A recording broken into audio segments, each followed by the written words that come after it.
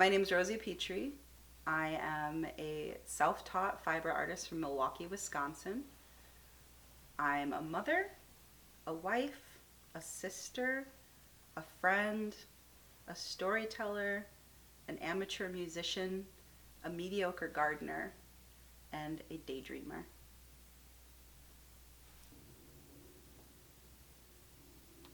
I feel like sewing and quilting actually changed my life. So I started working with fabric when I was in high school. Something about it was really enjoyable. It was easy enough to do. I could see something unfolding in front of me, like I was really making something. But I think I picked up sewing again shortly after my grandmother passed away, and I decided a way to process her loss, the loss of her and the loss of my dad, would be to finish one of her quilts. And I've been doing it ever since then. Quilting is something that is historically connected to Black folks, and it also connects us to the continent.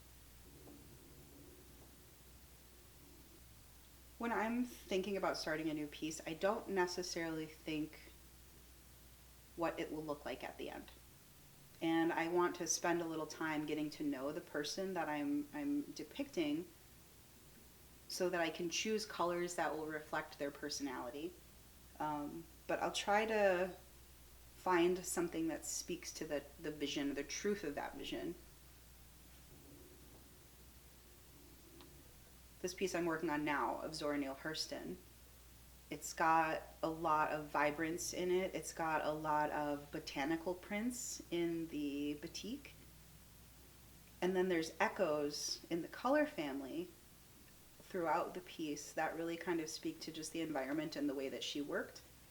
She was a cultural anthropologist and ethnographer, and she traveled through the South and in Harlem talking to Black folks about their lives and collecting stories and songs. And she actually even went to Jamaica and Haiti. Like, she just went out into this Black world and expressed and shared stories and songs and love with other Black folks and wrote them down.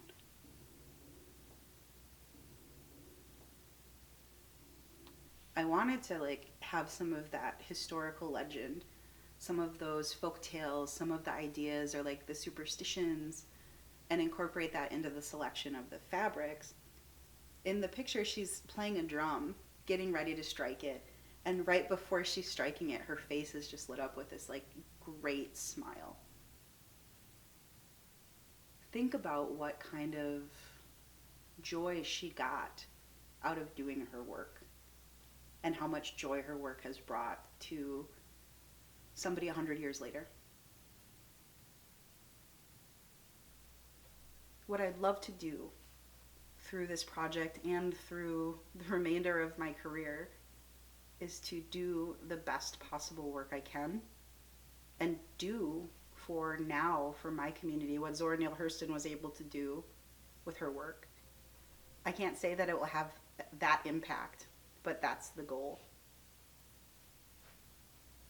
My practice now is about execution of projects, telling stories, making more and larger works that are narrative and are collaborative with community members, other artists, and creating opportunities for people like me to tell their own stories.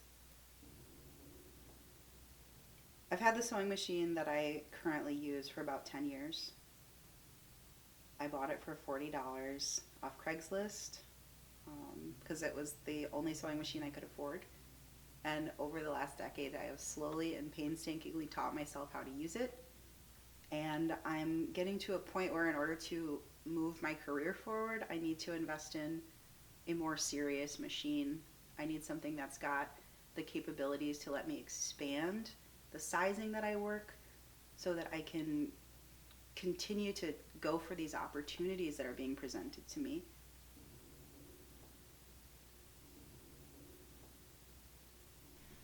For me, sewing is a full body sport. It's a lot like using a rowing machine. The fabric that I'm building onto stacks and piles of other pieces of fabric and I'm stitching it down, it starts to get heavy and I'm wrestling with it and I'm turning the machine and I'm turning my table and I'm pushing and I'm pulling. So there's a bunch of things that are happening simultaneously. It's keeping the pressure even on my foot, not going too fast so that the strings don't break, so nothing gets tangled. But I also have to manually push and pull and guide the fabric through. That means I have to keep an eye on the stitches. And also, like, I'm doing that a little bit on faith because I can't exactly see exactly what's happening under the needle. And sometimes I actually even have to push the machine away from me to get the fabric into the throat of the machine. The edge work is easier to do because it's close and it's not so fussy. But as you kind of get into a piece and you get towards the center, once you hit about 6 inches, you're starting to wrestle. And any quilter knows what it's like to wrestle with your sewing machine and try to keep your fabric flat. Having a bigger machine, a commercial grade machine actually, would let me continue to be a professional quilter. And if I want to take those next steps into museum shows or into institutional shows where my work can reach a wider audience, I have to be able to work bigger. What makes scale important is the intimacy. In order to bring the small moments that occur and the small movements that are necessary for sewing and quilting to life to be appreciated by somebody who is not holding an object in their hands, you have to make it larger than life. I'm learning that as I work bigger, it makes it easier to get more in depth. I can put more detail per square inch into something that's larger because I have the ability to swing with the machine. I can move my hands. I get a lot more motion. And that impacts the overall presentation of the piece too, so the quality of the pieces is better. What I'd like to do is to upgrade the entirety of the studio. So I need the machine, I need the frame, I need new workspaces to accommodate those things. And I also am going to need training because it is an industrial machine. So I'm looking at about $25,000 worth of upgrades. And that's terrifying. The idea of jumping from a $40 machine that I've had for a decade to something that I need to get training to use. But knowing that that's an investment in my future, in my career, in my opportunity to tell stories in a way that makes them real for people, I think it's worth it.